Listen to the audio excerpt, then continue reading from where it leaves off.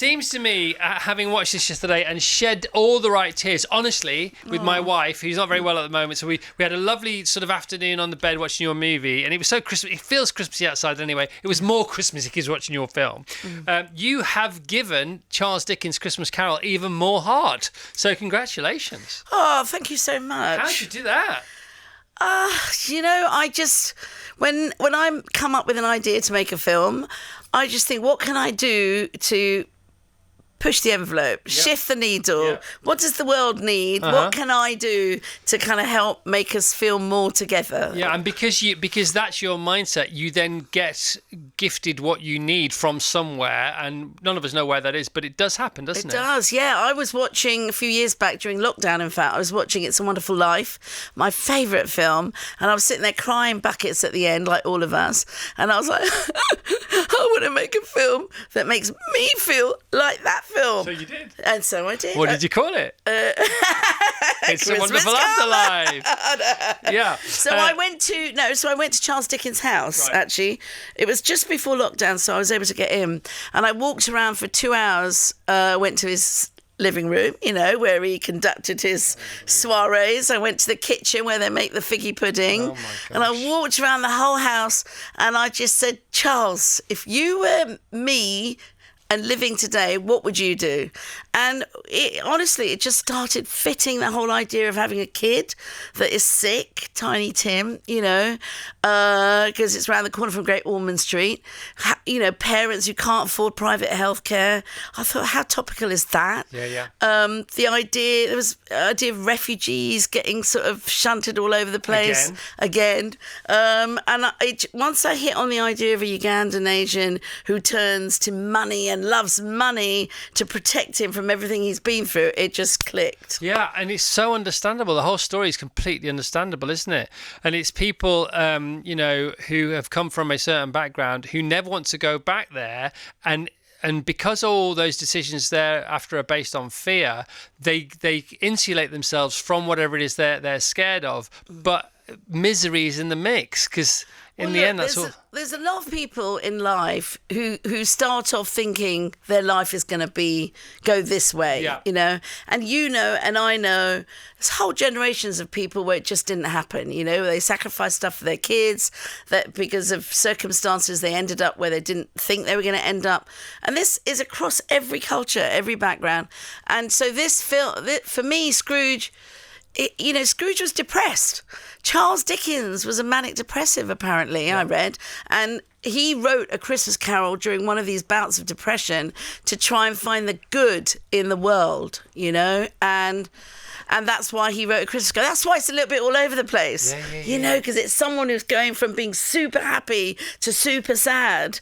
And when you realise that about him, you realise he's actually, in sort of psychotherapy speak today, he's sort of looking for the inner child of his past, of Scrooge, to bring him back to a future where he can be fulfilled and happy. So I ran with that idea and then adapted it for today. Well done. It's so beautiful. And it's a musical as well. Oh my God. Yeah. Gary Barlow, me and Gary. Pixie Lott, by the way. Pixie Lott. Danny Dyer rapping away at the beginning in the cab. Shaznay Lewis. All right, so we're talking to Gurinder Chadha about this new film. It's out in cinemas this weekend, Christmas Karma, Friday the 14th of November. It's really beautiful. It's absolutely wonderful.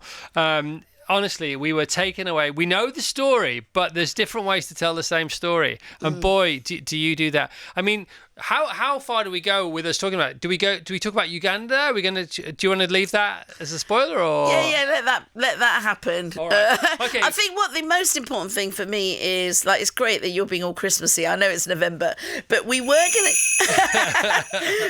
going to come out at the end of November, actually, and then all the cinema owners, Cineworld, all of them, they all saw a trailer of the film, and they all saw the film, and they said, no, you've got to bring it out sooner. Yeah. This is what we need in Britain. We need a good British independent kind of Christmas movie. So they made us bring it out 2 weeks earlier.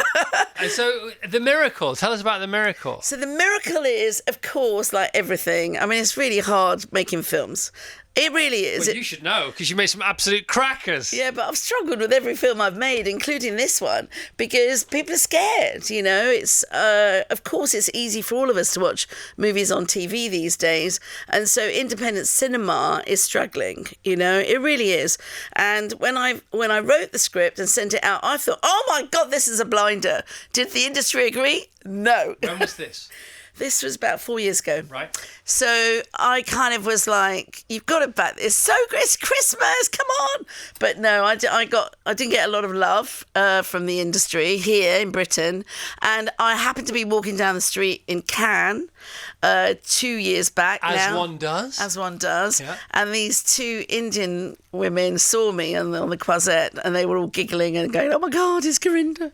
And so I stopped and I said, do you want a picture? And they were like, yes, please. And it turns out, I said, what do you do? And they said, oh, we have a film fund. I'm like, ka-ching! What? So they do. And they had a film fund. They had a film fund for social impact films. I said, this is social impact. This will be whatever you want it to be, mate. And they came on board. That's Civic Studios. Hang on, back the truck up. Yeah. You ask them if they want a picture.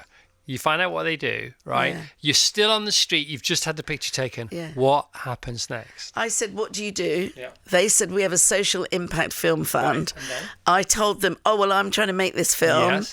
They said, can you send us the script? Right. This is Anushka Shah. Sent the script, Civic Studios. They read it. Next day, they said, we're in. So the next day, were you still in Cannes? Or I was still in Cannes. I love the detail. Yeah, they phoned me and said, we love this. Where are they based? They're based in the UK and India. And had you heard of them before, these guys? No. Which is interesting. On the street, yeah. Yeah, okay. So that was one. So they came in. And so they were like, was it a green light? We're interested, or like, we want to do this? We want to do this. Wow. We want to help you make this film. How did that feel? Amazing. And you're in Cannes. And I'm in Cannes. Did you raise a glass? I was still a bit nervous till the money came in, but wow. but then I was like, okay, this is great because I've got a nice chunk from them. My UK distributor, True Brit, Ziggy Kamasa, he came in because Ziggy distributed Bend It Like Beckham. And so he was like, we know the Gurinder magic when she gets it right, so let's come in. So he came in. Tax credit, which is very helpful to us. It was much lower, and then I did a speech in Downing Street for when Rishi Sunak was Prime Minister, and all the great and the good of the film industry was there. And he had a meeting with the BFI before. He said, "I'm not going to increase the tax credit. I'm sorry." And then I got up on stage and did this impassioned speech about how film is who we are. What we see in the cinema reflects who we are as a nation, and it goes all over the world. You know, Bend It Like Beckham is the only film in history that has been distributed in every single country in the world, including North Korea. Hang on a second, hold for applause, because here it comes. Oh, come on! Finally! That's amazing. That's amazing. And so I know the power of film and cinema. So Rishi kind of loved the speech, and at the end he said, do you know what, I'm going to increase the tax credit. So overnight I got another boost, but I was still missing my last sort of 2 million. And I had agreed, this is the Christmas miracle bit, I had agreed to do a charity reading in St James's in Piccadilly for one of the oldest charities in the world, Anti-Slavery Society. And a lawyer, my retired lawyer now, family lawyer, he does a lot of charity work, and he'd asked me ages ago. So now it's Christmas 2024. I'm feeling depressed because I couldn't get my film together in time, and every Christmas light is laughing at me. Yeah. So I'm walking down Regent Street really depressed, going, I should be shooting this. It looks so beautiful. Why could I not get it together? I walk into the church. I'm like, oh, God, look at their little sad little raffle. And I do my speech and everyone's looking at me. And then I go, I'd like to add to the raffle. I'd like to add a walk-on part in my next film.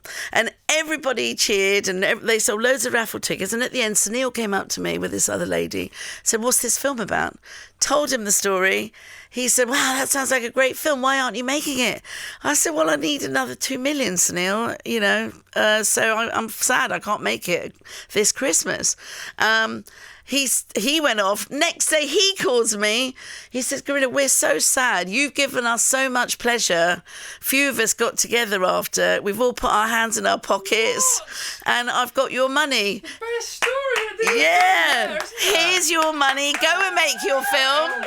And then next day, I booked a helicopter shoot. I said, sod it, I'm going to do it.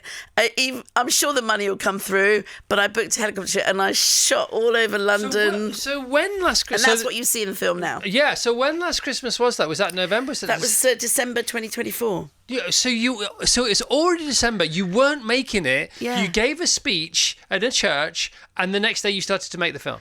Yeah. And you had to make it before they took the Christmas decos down. Yes. She's still got it. The gorilla is still there in Gurinder. Oh my gosh. Oh my God. Gorilla filming, because sometimes you have to do that, don't you? You have to just get those cameras rolling and get it done. Get it done. And also coming up to Christmas, you didn't know if people were going to work or not. So I actually got a helicopter shoot out. These lovely people came in and shot everywhere. Wow. And then I got... Which is the Winter Wonderland shot that I was talking about before. Yes. Wow. Winter Wonderland, Regent Street, everything. Sunset House, blah, blah, blah. Yeah, Sunset House. You just give me goosebumps. Oh, bless. Seriously. It's a Christmas miracle, right? Yeah. And karma, I guess. Without doubt, it's not woo-woo, it's a thing. The only thing we leave behind are our actions and the consequences of our actions. Everything else is impermanent. That's the way it is. That's the way life is. Well, that's what Scrooge learns, right? Yeah. That's the message of the film. And Dickens was saying this, over 150 years ago, and it's still true today. At the end of the day, what matters, what makes you feel human, really is to give. Totally. And show compassion. And if you 100%. Can't do that, you're not really living. The best thing you can get is the notion to give. Yeah. It's weird because it's the opposite. Yeah. Getting and giving are the opposite. Absolutely. And, right now, obviously living in London, it's been an interesting time, a lot of flag waving going on. Yep. And I do think, for me, that this film is also a nod to my English culture and my English upbringing. And people go, well, what is English culture? English culture is alive and well in me, And this film is also about my childhood and my love for Christmas. As a kid, my mum used to send me to Sunday school because she said, look, God comes in many shapes and forms. And we're here in England and Sunday school's important. You have to go. So I love belting out a Christmas carol like the next person. I go to church every Christmas to sing the carols in my local church. Can we talk about the ghosts? Your ghosts. Yeah. So you've smashed it with the casting of your ghosts.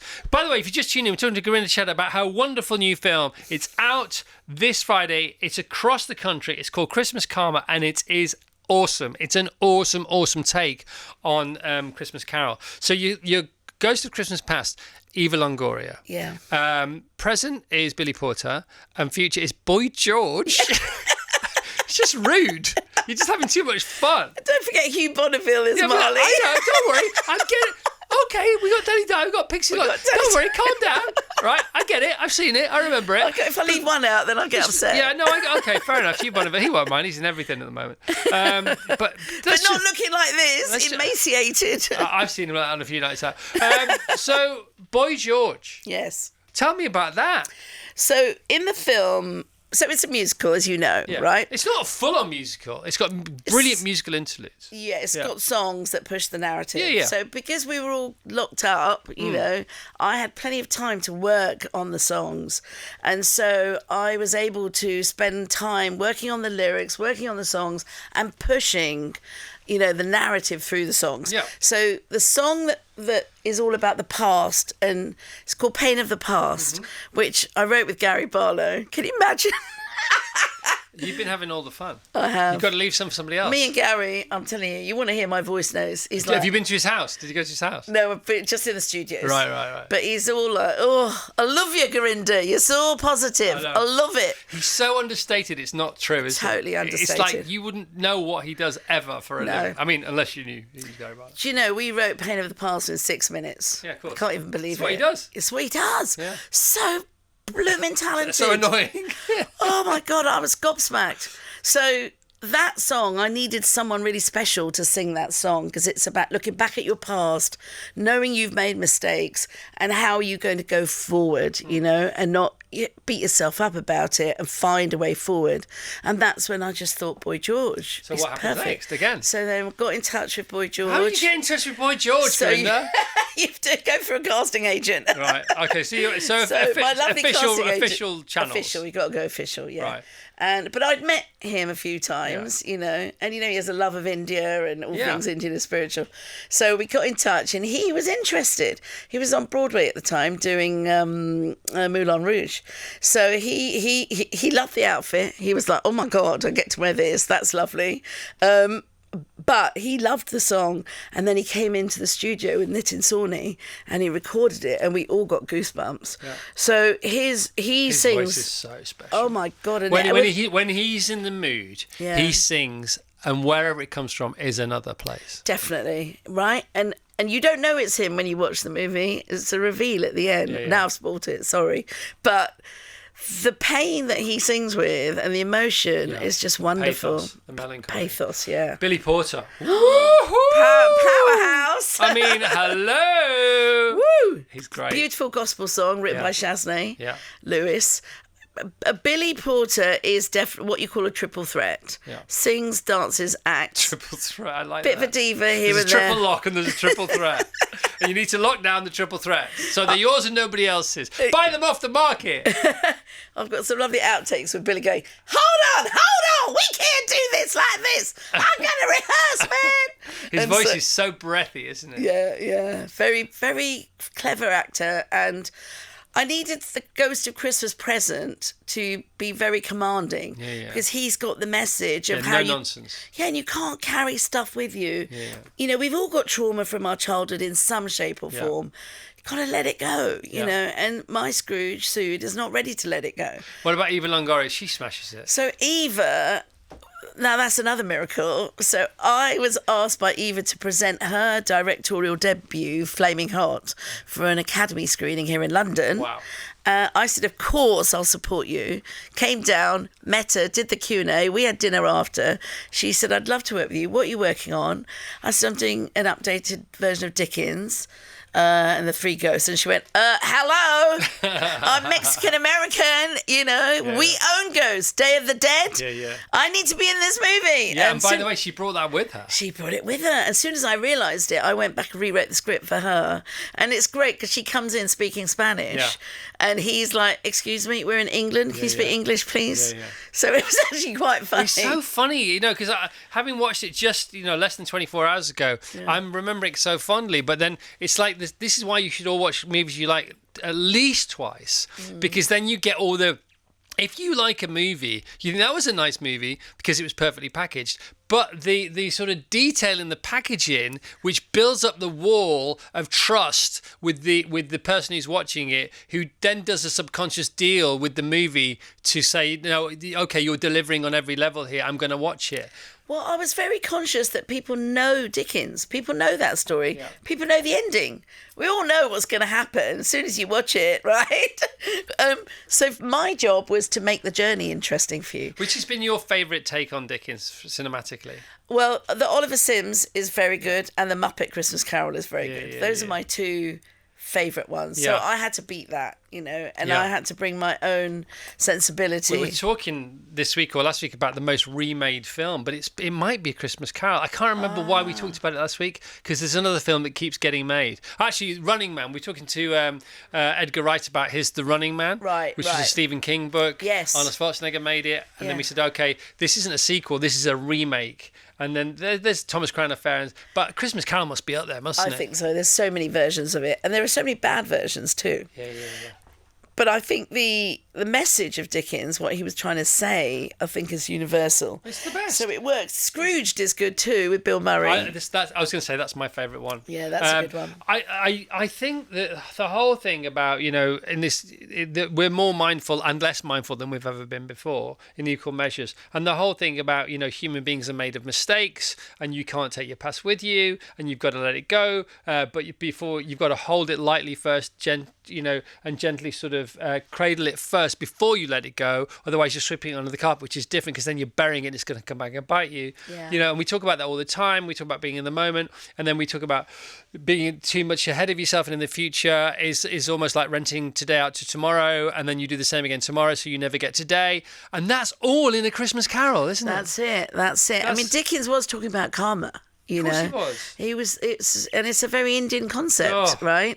So the idea is how you live your life every day. What you do with your life every day counts for how happy you're going to be. There are no big steps. There's only small steps. Small steps and being fulfilled. You want to wake up every morning feeling good and feeling fulfilled. So that's what you've got to look for, And Dickens was saying it then, and I'm saying it now, is what is it that makes you feel good? And Christmas is the time when we all feel charitable. And it's the only time the whole world does stop. Yeah. The whole world stops. Other holidays that happen, Easter-ish a bit. I mean, obviously it happens at the same time, but the whole world stops at Christmas. Yeah, and look at the tradition now we have of Christmas ads, right? They're all trying to outdo each other, but they're all about compassion. Yeah. And that's really, to me, what Christmas is about, is compassion, And I think it's wonderful that everybody, doesn't matter what denomination you are, what faith you are, we all do stop for Christmas in this country particularly. And it's a time of family, it's a time of giving, it's a time of where we all stop and take stock at what we have and what others don't have, and how can we help that. Isn't that the most beautiful thing about us culturally? I love that. We forgive, we reflect, we respond, we stop reacting, and we go, right, what did we get wrong last year? How can we be better in this coming year? It's wonderful. Gurinder, we can't let you go without talking to you about a follow-up to Bend It Like Beckham. Is this true? I mean, if only you were here to ask about it. May I, please? Of course, yes. So, obviously, it's been a long time since that film. Doesn't seem like it, because it's ever present. I love, it's always around. When I mentioned that I might be looking at it during the Euros, and you were talking about it actually, and because let's say why. Because every member of the Lionesses, every single one, to a woman, said the reason they got into football or thought they had a chance of making it was because they all of them watched Bend It Like Beckham. Totally. And in fact, I was in bed listening to your show, so I called in, if you remember. But for me, we've been part of that build. We've been part of the success of women's football now. We've got the World Cup 2027. So I felt that it was a great time to go back and let's see, what are these characters doing now? What is the world of women's football now? And so, I'm going to do something. I'm exploring the storyline. I've got big boots to fill. Yep. The last big thing football I want, boots. Yeah, exactly. Last thing I want is people to go, oh, it's not as good as the original. But you so it's got to be good. You're incapable of doing that. Oh, bless you, Chris. It's true. Oh, well, I hope so. That's why I'm taking my time. I'm not just doing something simple. On a timeline of pre-production, where are we, do you think, with that? I reckon let's look towards the Women's World Cup in 2027. Right, so that's when hopefully you want it to be out and about. Yeah. What might be happening between now and, say, middle of next year to do with it? So I'm looking at various opportunities of how to tell the story. Right. And, various ways that it might, whether it's small screen, big screen. I've got various people interested, and I'm looking. First of all, though, I'm just looking at the story. What is the best story I can tell right now? What is the best story that we can tell for women who are in the game, like the Lionesses, but also the youngsters coming up? Right. And it has to be story first, lesson second, because it never works the other way around. Yes, I would imagine. So with me, it has to be, why am I making this film? What have I got to say to the world? Okay. Can I change the world? Yes.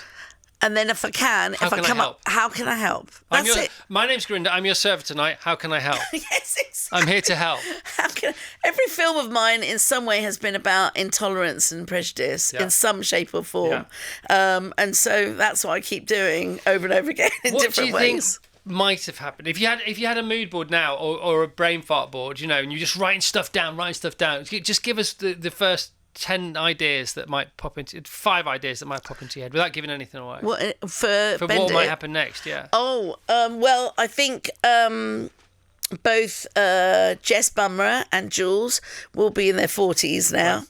So they'll still be around. They'll obviously, Yeah. but in what way? Right. What happened to them? What was their career? Yeah. Did they succeed? Yeah. Did they fail? Yeah. So it's picking up from when they left It's at meaty. Heathrow Airport and seeing David Beckham walking up. There's so much going on there, isn't there? Yeah, and then the parents. Did Jess Bumrah end up with Joe? Yeah. Did that happen? I want to watch it again tonight. I got to watch it again. Who doesn't want to watch it again? Oh. So wow. listen, because you're so Christmassy, I bought you a Christmas present. Oh, you gorgeous woman. There you go. It's a Christmas karma sweater. Yes. Oh my gosh. What a laugh. Oh, this is the best ever. Oh my, I've got a big meeting after the show. And I'm going to put this on. Okay. And this is going to make it all the better. It's a meeting I'm very much looking forward to. Yeah. And now I'm going to own it. Perfect. Send me a picture. You're the best. Thank you so much. Anything else you want to get out there? Christmas Karma out cinemas this Friday. It's great. Go and see it. That's that. That's it. And basically, it's a family film, right? So please take grandparents, please take grandkids. Everybody's going to love it. Not much we can do that's British, I think, and for families at the moment. Everyone's going to love it. I hope so. They are. Hope so. They're going to love it. You put yourself out there, don't you? And you bare your soul, Hey, and What else are we going to do? What else are we going to do? Exactly. Yeah, sit on the sofa? Yeah. No, thanks. I mean, I'll sit on the sofa to watch your film, but that's about it. Gurinder, you're the best. You are literally the best. Oh, bless Can you, we hear it Chris. for Gurinder Chadha, please, if you don't mind? Thank you very much indeed. Yes, come on!